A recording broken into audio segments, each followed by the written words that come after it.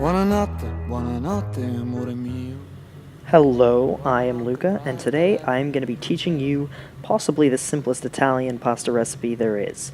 Now, this is a very, very simple recipe, and in fact, Romans have been eating this recipe before Italy was even a thing. If you are like my friend who cannot cook at all, well, this is the recipe for you, and here are the ingredients. They should pop up on screen right now.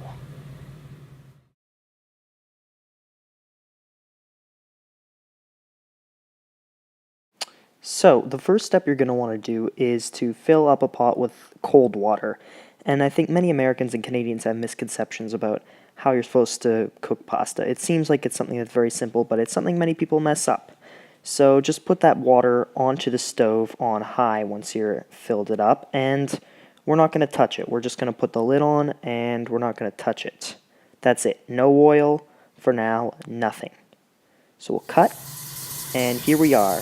It's almost full, and as you can see, I like to put it so it's just below those two bolts. Your pot might not have bolts, but you need to leave space for the air on top so that when you put the pasta in, it doesn't displace over the edge.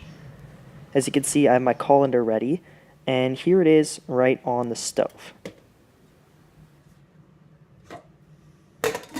So, some of the most common mistakes that many people make is, firstly, they do not put any salt in the water. And the salt is not to do anything to the chemical composition of the water or whatever, but rather to flavor the pasta. And while I say that, you better put one of these cork boards here because that's going to be important later, so get a cork board out. And flavoring the pasta is something that's important in any dish, so you should always put 2, 3, 4 tablespoons of salt. Alright, so our next step is to prepare the sauce. Once the water is on the heat, we're just going to mix some milk, just like a splash there as you can see, and this is for serving 2 people. So I put a splash of milk in a bowl, and I put a couple little pats of butter. So I'm just going to take my knife and cut off just like, I don't know, 2 centimeters of butter. I'm not one to do exact measurements, so I'll just grab the knife and basically, as you can see, I'll cut off just a couple half centimeter thick pats, 3 or 4, and once that's finished, just put it into the butter. And many Italian recipes do not use butter, but this one does. It's not a very common recipe because we use olive oil to grease up everything else.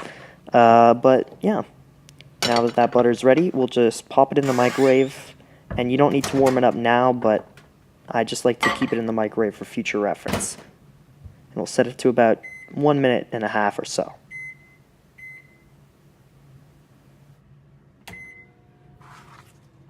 So next up, we're going to be measuring out our pasta. Now, pasta shape is pretty important for sauces because a long pasta goes well with creamy sauces, but it can also go well with chunky sauces. And for this particular sauce, I think any type of pasta works, whatever you have on hand. That's what makes it simple. But personally, I have some linguine, and I like that type of pasta. It's long, it's chewy, and I'll tell you how to get it perfectly al dente. So I'm just going to measure it out into a bowl, about the right amount for 2 people. I eat a lot, so it might be more than you would eat. And because I personally can eat probably about 200 grams of pasta, which is really a lot. And I'll just measure it out into a bowl and clean it up. And I like to have it just on hand and ready, because if you're pouring it out of the box, you can't quite measure it as accurately. So yeah. So as you can see now, my pasta's all sorted, my pot's on. Basically, this is some time you have to relax. So I'm actually going to be just preparing a nice, easy Neapolitan-style salad for you guys, because I love to do this on the side of a meal. It adds fiber, it's healthy, but first let's add some salt to the pasta water.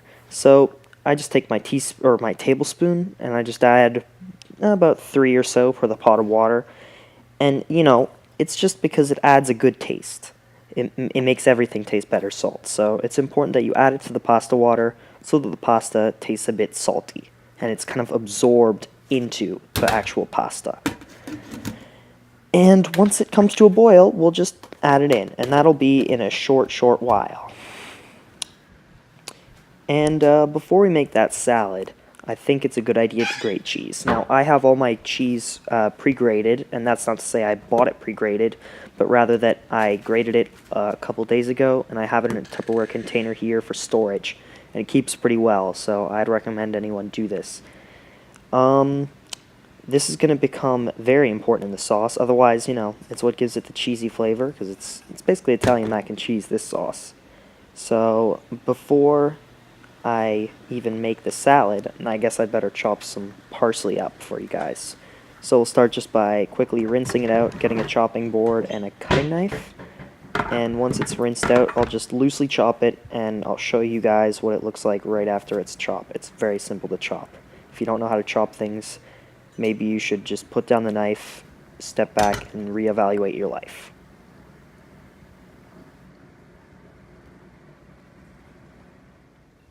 Okay, so here is the cleaned and ready parsley. It's a little old, but it should be fine. And now I've chopped it, and as you can see, it's loose. I patted it dry before chopping, because that helps it to not stick as much. And we can just set this aside in a little bowl or just on this Tupperware for later. And as you can see, this recipe is sort of low maintenance, because once you have everything just ready, really you have almost 10 minutes of just free time to do whatever you want. So all I had to do was make the butter, water, and parsley. Next we'll be adding the pasta. As you can see, the water is boiling. You can tell it's pretty obvious. It's going quite crazy. So I'll just take off the lid, put it in the sink or on the drying rack. It's a good idea because it's quite hot.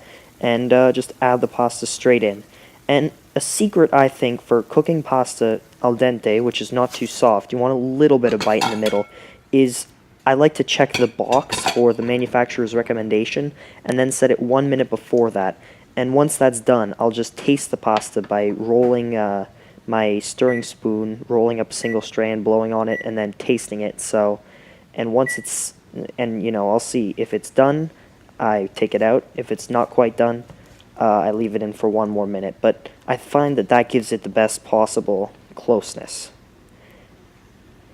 And I'll just kind of let the pasta go in there. Once it softens up, I'll be able to stir it around better. And I've set the timer for 10 minutes. So in 10 minutes, we'll be checking on the pasta. Be sure to stir it every now and then, just to make sure it doesn't stick together too much. Never put oil in pasta. Now this bit's a bonus bit for those of you who like salad. So if you're allergic to lettuce, this is not your recipe. It is literally the simplest thing on earth, and if you don't know how to do this, you are really not a cook at all. All it is this arugula lettuce, or any type of lettuce you have on hand. I have some olive oil, and I have some vinegar. You're going to need about a tablespoon of olive oil and half a tablespoon of vinegar per serving, plus a couple, what would you say, twists of salt. That's literally it. So I like to have this as an accompaniment because it's so easy to make. It's a very simple salad, and frankly, you don't need all the bells and whistles for a salad, unless you are really like American and you know you like that, all that crappy ranch, whatever. Yeah. So I'm just gonna take the oil and put just the right amount in. I kind of use this spoon to measure because it's about a tablespoon, but you know, it's to your taste. But I think a tablespoon's pretty good. Let me just stir the pasta here because, as you can see, it's starting to soften up. And once we get back to it, I will just add some oil in. I know by heart how much oil goes in, but I would say, again, about a tablespoon of oil, half a tablespoon of vinegar, a couple twists of salt. So I'll put the oil, I'll put the vinegar, I'll put the salt, and then I'll mix it up. And that's really it.